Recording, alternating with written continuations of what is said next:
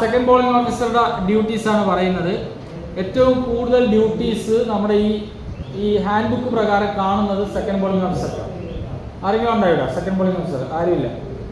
അപ്പൊ second polling officer ആണ് in charge of 17A എന്ന് പറഞ്ഞ വോട്ടേഴ്സ് രജിസ്റ്റർ. ഇതിന്റെ കസ്റ്റോഡിയൻ ആരാണ്?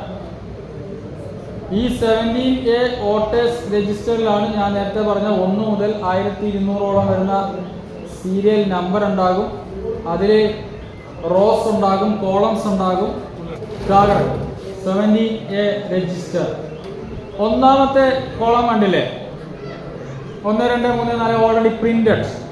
രണ്ടാമത് എന്തോ ചോദിച്ചിരിക്കുന്ന number of elector in the electoral roll. ഈ ഇലക്ടറൽ റോൾ ആകുന്ന മാർക്ഡ് കോപ്പിയിലെ ഈ വന്ന വോട്ടറുടെ ക്രമ നമ്പർ, സീരിയൽ നമ്പർ 750 ആണെങ്കിൽ 750 എന്ന് നമ്മളിവിടെ എഴുതണം. സെക്കൻഡ് പോളിംഗ് ഓഫീസർ എഴുതണം. ഇനി അടുത്ത മൂന്നാമത്തെ കോളം എന്തുവാ?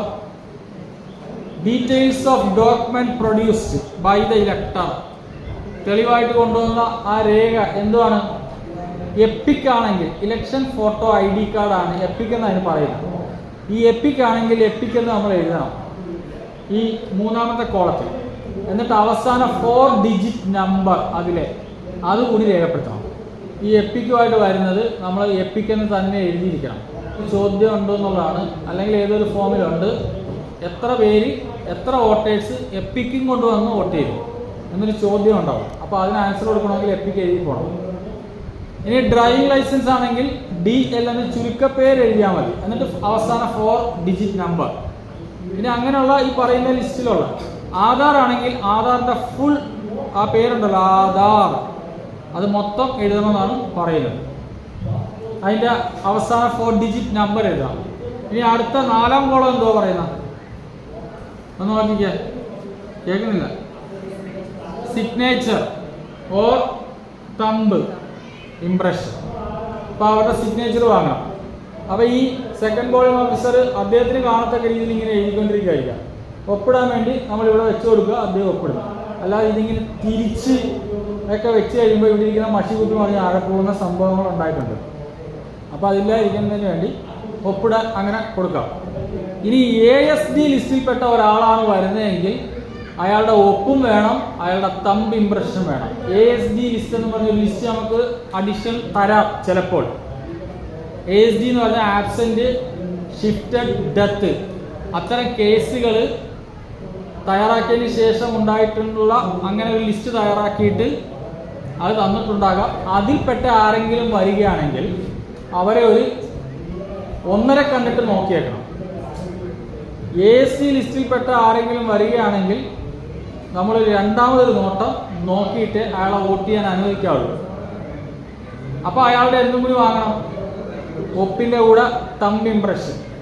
അയാൾ കൊണ്ടുവരുന്ന ID കാർഡിൻ്റെ കൂടെ രണ്ടാമതൊരു ID കാർഡ്, അത് പാസ്പോർട്ട് ആകാം, അത് വേറെ എന്താണോ ഫോട്ടോ ഉള്ളൊരു ID കാർഡ് കൂടി അയാളുടെ നിന്ന് നോക്കിയിട്ടാണ് ASD കാരെ വോട്ട് ചെയ്യിക്കേണ്ടത്.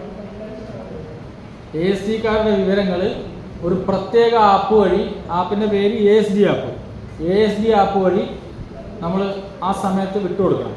നമ്മുടെ മൊബൈൽ ഫോണിൽ എൻ്റർ ചെയ്ത് അതിവിടെ സാറ് പറയും. അപ്പോൾ register of voters 17A enter ചെയ്യുന്നത് എങ്ങനെയാണെന്നൊരു ഉദാഹരണം ഇവിടെ നമുക്ക് കാണിച്ചു തരുന്നുണ്ട്. കണ്ടില്ലേ?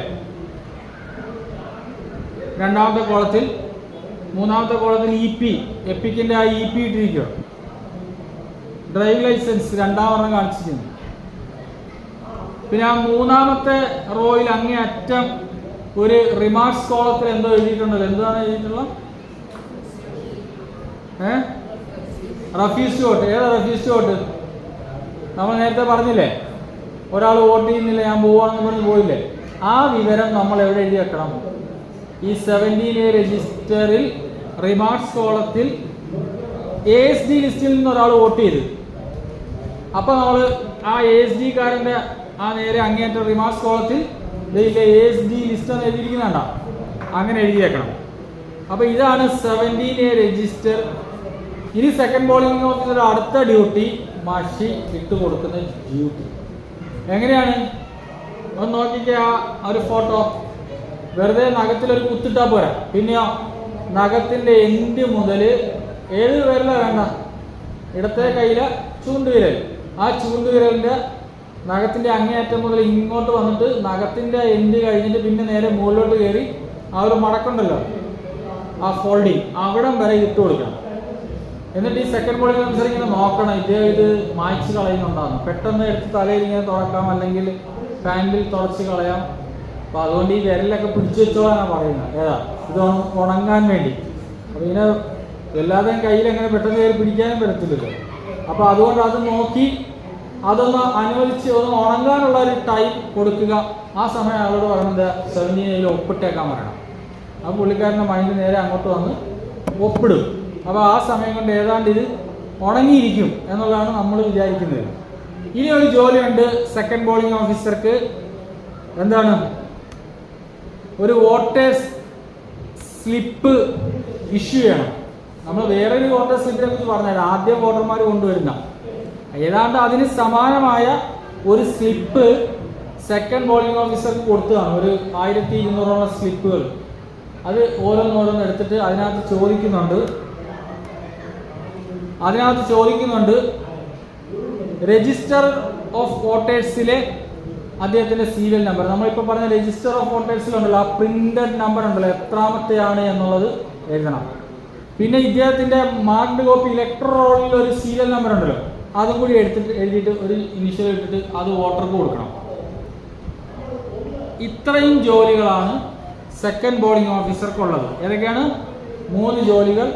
7A കസ്റ്റോഡിയൻ, അതിലെ രേഖപ്പെടുത്തലുകൾ വരുത്തുക 1.